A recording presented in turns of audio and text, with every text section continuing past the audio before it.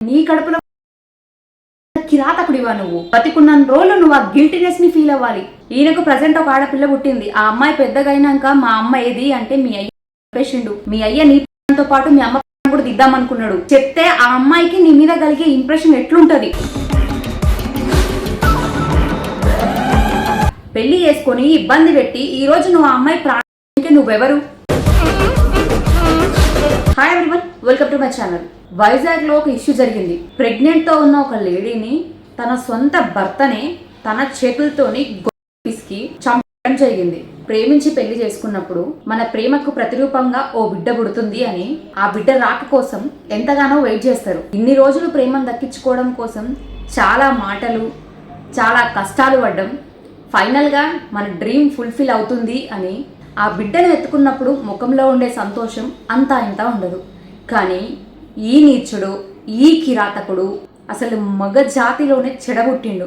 ఎవరైనా కూడా ఇంట్లో ఏమైనా గొడవలు ఉంటే కొంతమంది ఈ మధ్య న్యూస్లు బాగా ఎక్కువ పెరిగిపోయినాయి కాబట్టి వాళ్ళ సెల్ఫ్ ఏమైనా చేసుకుంటారు, లేదు అంటే వేరే వాళ్ళని ఏమైనా చేయడానికి ప్రయత్నిస్తారు.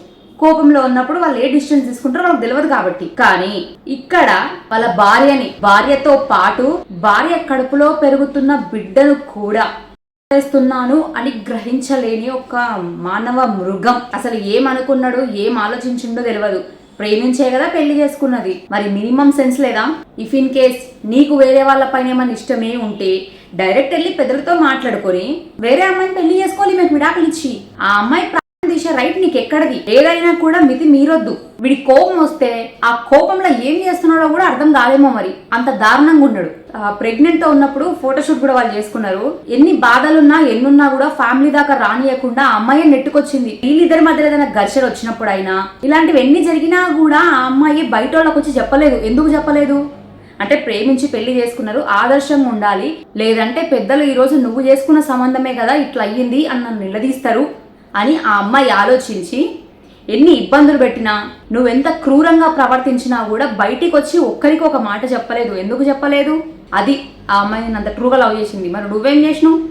కోపం వస్తే చేస్తావు. నువ్వు ఎవరిని చంపుతున్నావు, ఆ మైకంలో నువ్వేం చేస్తున్నావు నీకు అవసరం లేదు. నిండు గర్భిణి అని కూడా చూడకుండా నువ్వు నీ భార్యనే కాకుండా నీ భార్యతో పాటు కడుపులో పుట్టబోయే బిడ్డను కూడా చేసినావు. అసలు నీకు ఆ రైట్ ఎక్కడిది? ఒకరిని చంపే రైట్ నీకు ఎక్కడిది? డాక్టర్ వీళ్ళకి డెలివరీ డేట్ ఇచ్చారు.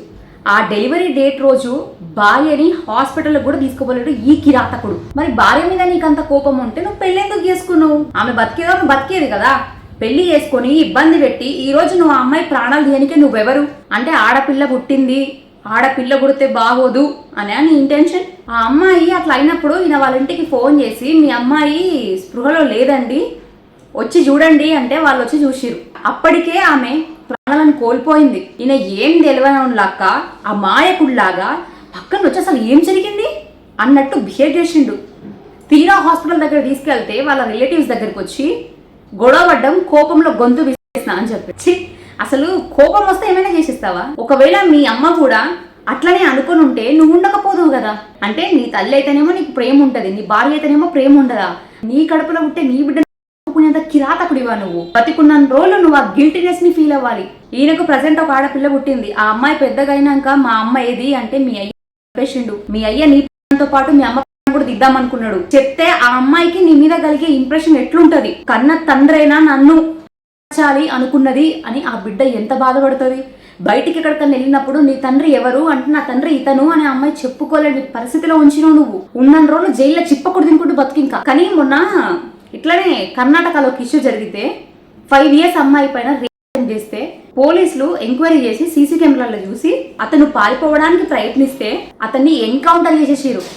కర్మ అనేది ఒకటి ఉంటుంది, అది ఎప్పటికీ కూడా వదిలిపెట్టదు, ఏదో ఒక రూపంలో వస్తుంది. కానీ ఈ రోజు నువ్వు చేసిన ఈ పనికి అసలు నిన్ను ఏమన్నా తక్కువే. నువ్వు భూమికి భారం. నిన్ను అన్నప్పుడు మరి మీ మమ్మీ నిన్ను అట్లనే అనుకొని ఉంటే ఈరోజు 2 ప్రాణాలు ప్రాణపాయ స్థితిలో కూడా ఉండకపోతుండే. అటు చూస్తే తల్లి లేదు, తండ్రి ఏమో ఇట్లా. ఆ పిల్ల ఎవరికి చెప్పుకుంటుంది, ఏమని చెప్పుకుంటుంది పెద్దగా అయినాక? నార్మల్గానే అమ్మాయిలకి ఫాదర్ సెంటిమెంట్ ఎక్కువ ఉంటుంది. నాన్నతో ఉండే ఆ బౌండింగ్ ఏంటి అనేది అర్థమవుతుంది. కానీ ఈరోజు ఆ అమ్మాయి ఫాదర్స్ డే వచ్చినప్పుడే కానీ మదర్స్ డే వచ్చినప్పుడే కానీ ఏం చేస్తుంది, ఎవరికి చెప్పుకుంటుంది? ఇట్లాంటివి కొన్ని చూసినప్పుడు మనుషుల కన్నా కూడా జంతువులు పక్షులు నయమేమో. వాటి పిల్లలు ఎలా ఉన్నా కూడా వాటి స్వయంగా బయటికి వెళ్ళి కష్టపడి వాటి పిల్లలకి ఆహారాన్ని పెడతాయి. కానీ నువ్వు ఏం పెట్టాలని కూడా, లేకపోతే నువ్వు ఏం చేయమని కూడా నేను అడగలేదు వాళ్ళు. అయినా కూడా కోపంతో నీ భార్యని, అదే నువ్వు ప్రేమించి పెళ్లి చేసుకున్న ఆమెని నీ చేతులతోని నువ్వు ఇలాంటి ఒక రోజు, ఇలాంటి ఒక సంఘటన ఇంకొకసారి ఇంకెక్కడా రిపీట్ కావద్దు అంటే ఈసారి ఈయన కేసే శిక్ష మాత్రం ప్రపంచంలో మళ్ళీ ఒకసారి ఇట్లాంటివి చెయ్యాలి అన్న కనీసం థాట్ వచ్చినా కూడా భయపడిపోవాలి. అట్లా ఉండాలి. తీసుకుపోయి జైలు వేస్తాం గదే చిప్పకుడు తినుకుంటూ బతుకుతాడు అంటే అట్లా కాదు. తీసుకుపోవాలి, శిక్ష కఠినంగా ఉండాలి. భూమి మీద బతికే అర్హత అయితే ఈయనకి లేదు. పుట్టిన బిడ్డ నా తండ్రి నన్ను హతమార్చడానికి ప్రయత్నించిండు అని చెప్పి నీ ఫోటో చూపించక ముందే మీ నాన్నక లేదమ్మా, మీ నాన్న కూడా మీ అమ్మతో పాటే వెళ్ళిపోయిండు అని అంటే బాగుంటదేమో. అటు నీ పుట్టిన బిడ్డ నీ గురించి మాట్లాడుతుంటే ఎంత చెండాలం. నాన్న అంటే నాన్నకు రెస్పెక్ట్ ఇస్తుంది, కానీ నువ్వు ఆ రెస్పెక్ట్ ని తీసినావు, కన్న తల్లిదండ్రుల పరువుని తీసినావు. అటు మరి నీ ఇంట్లో నీకు సపోర్ట్ చేసిరా, లేకపోతే నువ్వు ఎప్పటి నుంచి ప్లాన్ వేసుకున్నావు, అసలు నీ భార్య నువ్వు ఎందుకు కావాలనుకున్నావు? సరే రీజన్స్ ఏమైనా ఉండొచ్చు, కానీ ఒకరి ప్రాణం తీసే రైట్ నీకు లేదు. కోపం వస్తే నీ సెల్ఫ్ నువ్వేమైనా చేసుకో, కానీ పక్కన వాళ్ళని ఇబ్బంది పెట్టకు. ఈ రోజు నువ్వు చేసిన ఈ పనికి నిన్ను కన్న వాళ్ళు తల దించుకుంటారు. అసలు ఏం జరిగింది, నీ కొడుకు ఇట్లా చేసిండంట కదా అని పక్కన వాళ్ళు సూటిపోటి మాటలు అంటుంటే వాళ్ళు తలెత్తుకొని ఎట్లా బతకాలి? తల్లిదండ్రులకి మంచి పేరు లేకపోయినా పర్వాలేదు, వాళ్ళు ఏమనుకోరు. కానీ చెడ్డ పేరు మాత్రం తీసుకురావద్దని ప్రతి వాళ్ళు అనుకుంటారు. నువ్వేదో సంపాదించాలి, ఆస్తులు అంతస్తులు కూడబెట్టాలి అని అనుకోరు. చల్లగా బతికితే చాలు, వాన్ లైఫ్ ఏదో వాడు చూసుకుంటే చాలు, ఇట్లనే కదా అనుకుంటారు. కన్నోళ్ళ పరుగును తీసుకుంటూ ఇటు నీ బిడ్డ ముందు బ్యాడ్ అవుతూ, అటు నువ్వు ప్రేమించిన ఆ అమ్మాయి ముందు కూడా బ్యాడ్ అయిపోయి, ఆ ప్రేమ విలువను తీసి అటు నీ అత్తగారి ఇంట్లో బ్యాడ్ అయిపోయి ఏం చేద్దామని?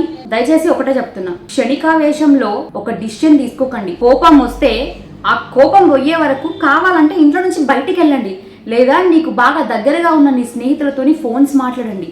బాధని కాస్తైనా వాళ్ళతో చెప్పండి, కోపం చల్లారుతుందేమో అప్పుడు. అంతే తప్ప ఇట్లా ఆవేశంలో డిసిషన్స్ తీసుకొని వేరే వాళ్ళ భవిష్యత్తుని ఆగం చేసే రైట్ అయితే లేదు ఎవరికి కూడా. ఒకవేళ నీకు ఆమె వల్ల ఇబ్బంది అయితే, ఇఫ్ ఇన్ కేస్ ఇంకేమన్నా ప్రాబ్లమ్స్ నీకు ఉంటే నీ ఫ్యామిలీతోనో వాళ్ళ ఫ్యామిలీతోనో షేర్ చేసుకో. అయినా కూడా నీకు ఏమైనా బాధలు ఉంటే, నిన్ను ప్రేమించిన ఆమెనే కాబట్టి, మీ ఇద్దరు ప్రేమించి పెళ్లి చేసుకున్నారు కాబట్టి మరీ అర్థం చేసుకోలేదా? సరే ఆమె అర్థం చేసుకోకుంటే పర్లేదు, మరి నీ ఫ్రెండ్స్ నేను అర్థం చేసుకుంటారు కదా. వాళ్ళకి చెప్పేది ఉండే, ఒక నిండు గర్భిణి డెలివరీ డేట్ ఒక 2 days or 3 days ఉంది అనగా ఇలాంటి ఒక కిరాతకమైన పని ఈ ప్రపంచంలోనే ఎప్పుడూ కూడా నేను ఎక్కడా వినలేదు. మనిషిలాగా పుట్టంగానే సరిపోదు, కాస్త దిమాకు ఉండాలి. ప్రేమించంగానే సరిపోదు, ఆ ప్రేమ నిలబెట్టుకోగలగాలి. నా భార్య ప్రెగ్నెంట్తో ఉంది, నేను మొగోన్ని అని నువ్వు విర్రవీగితే సరిపోదు. నీ బిడ్డ పుట్టినాక నీ బిడ్డకు ఒక బంగారు భవిష్యత్తు నువ్వు, లేదు అంటే బంగారు భవిష్యత్తు నువ్వు ఇవ్వకపోయినా కూడా కనీసం ఆ బిడ్డని జాగ్రత్తగా నాన్న ఉన్నాడు అన్న ధీమాతో పెంచు. తలెత్తుకొని తిరుగుతుంది. ఎక్కడైనా ఏమైనా ప్రాబ్లం జరిగితే ఫస్ట్ వచ్చి అమ్మ కంటే ముందు నీతో చెప్తుంది. ఆ ఫ్రీడమ్ని కదా నువ్వు నీ పిల్లలకి ఇవ్వాల్సింది. ఇక్కడ తల్లిదండ్రుల మిస్టేక్ ఉంది అని చెప్పేసి మనం వాళ్ళ పేరెంట్స్ని అనడం కూడా కరెక్ట్ కాదు. ఎందుకంటే ఏ పేరెంట్ అయినా కూడా వాళ్ళ పిల్లలకి వీలైతే మంచి నేర్పిస్తారు తప్ప చెడు నేర్పించరు.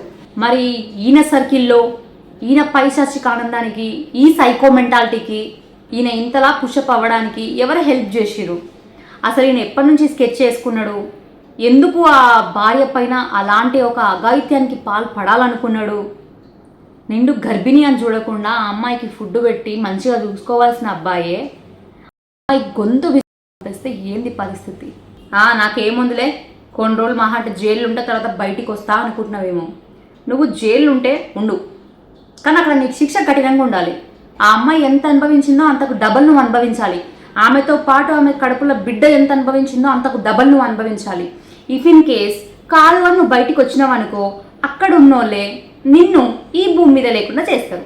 ప్రేమ అని ఒక పేరును వాడుకొని కామంతో బిహేవ్ చేయకండి. పెంచి పోషించగలిగే స్తోమత ఉంటే పెళ్ళిళ్ళు చేసుకోండి, పిల్లల్ని కనండి.